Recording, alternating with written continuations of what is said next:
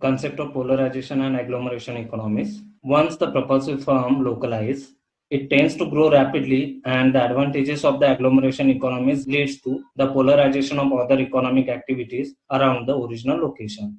Once the industrial nucleus is formed, number of the other related industries were attracted towards that nucleus. So according to the Parox, there are three types of the agglomeration economies. So we are going to learn one by one. So first one is the economies internal to the firm. Lower average production cost resulting from an increased rate of the output. Such a large scale production allows technical economies. If production increases and due to the increase into our production, there was a lower average production cost. And this large scale production allows technical economies, and we get benefit from such kind of the large scale economies that is known as a technical economies. And these are the economies which any single firm by its own organization and the effort can enjoy. For example, due to the economies internal to the firm or due to the technical economies, there is a job specialization and they get benefit from the job specialization. Then second most important stage into agglomeration economies was economies external to the firm but internal to the industries. Means the benefits that were associated with the firm are extended to the industrial area.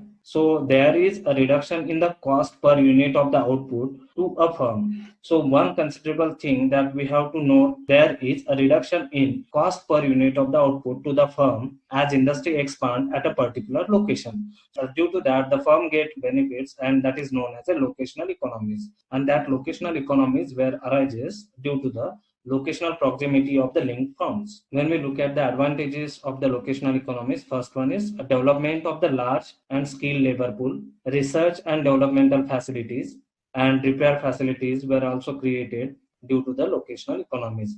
And again, due to all these facilities, they get benefit and headed towards the growth pole. Then third one, economies external to the industry but internal to the urban area. So the benefits that were associated with the firm again spread over the urban area. So any firm that get benefit from the entire urban area, that is nothing but the economies internal to the urban area. This is the downward shift in the average cost of the production because of the many industries grow in one place.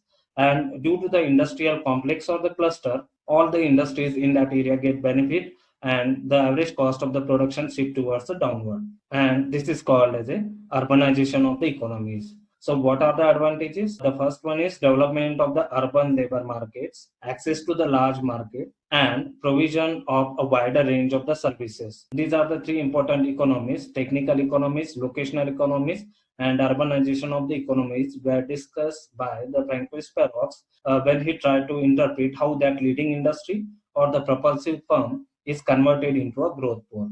But one of the noticeable thing that we have to consider is that there may be a limitations to a polarization because of the diseconomies of the scale.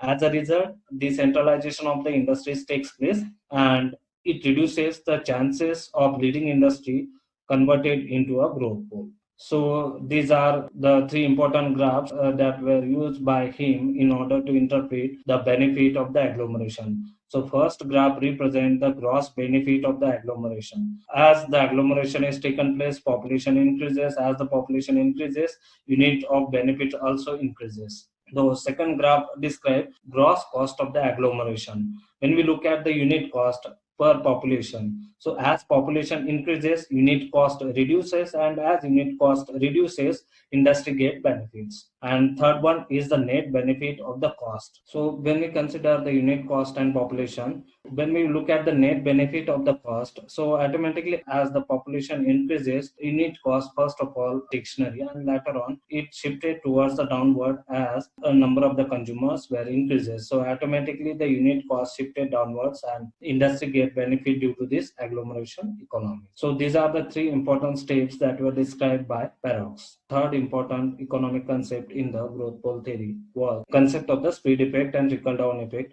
That concept of the speed and trickle down effect, first of all, discussed by Mirdal and Hirschman. Mirdal and Hirschman have discussed about speed effect or the trickle down effect of growth pole in contrast with the backwash or polarization effect, because that growth pole theory too much focusing on the polarization effect. And when we look at the decentralization of the economies leads to diseconomies of the scale.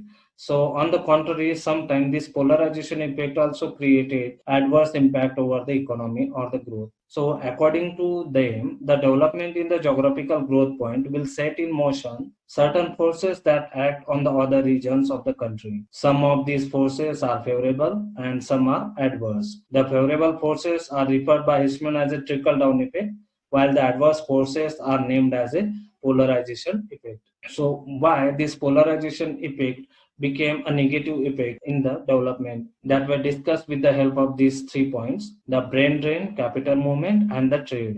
When we look at the brain drain, most of the scholar people, scientists, or the skilled laborers, they were attracted towards developed center. So that's why most of the people from the underdeveloped region, most of the trained people from the underdeveloped region, they were migrated towards the developed region or developed area in order to get the maximum employment opportunities or maximum benefit in terms of the salary. And when we look at the capital movement, the capital is also attracted towards the developed region, means a polarized area. So most of the people in the underdeveloped country, they were invest into a developed country or developed region to get the maximum revenue. So that's why capital is also attracted towards the developed region. Then when we look at the trade, when we consider a region, trade is also attracted towards the developed region or developed country from the underdeveloped region or underdeveloped country to get the maximum benefit. So with the help of these 3 points, we can understand what are the favorable forces and what are the adverse forces that are behind the formation of the growth pole. This theory was also criticized on the following points. When we look at the concept in this theory, the concepts are rather thin. When we look at the concept, leading industry, dynamic propulsive firm, agglomeration economies, trickle down effect, all these concepts are attractive,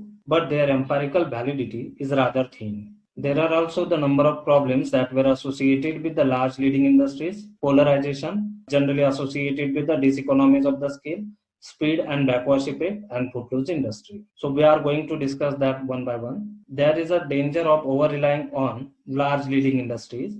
Sometimes if they are unable to provide raw material or they are unable to provide necessary goods to develop a finished product, then that over reliance may kill other industries. And sometimes the large leading industries mislead the path and process of the development. And again, there is a limitations on the polarization or agglomeration. This process is continued up to a certain point, after which there is a diseconomies of the scale. Again, there is a problem of imbalance between the speed effect and backward effect. Most of the time, speed effects are stronger in developed countries and backward effects are stronger in underdeveloped countries or underdeveloped region. So that's why it creates a regional imbalance and it doesn't favor the process of the development. The another criticism that is associated with the footloose industries. Footloose industries do not have a linkage to a raw material supplier, and as a matter of fact, such industries are attracted towards the area of the agglomeration, which leads to disparities into a level of development. So that's it. Thank you very much for watching.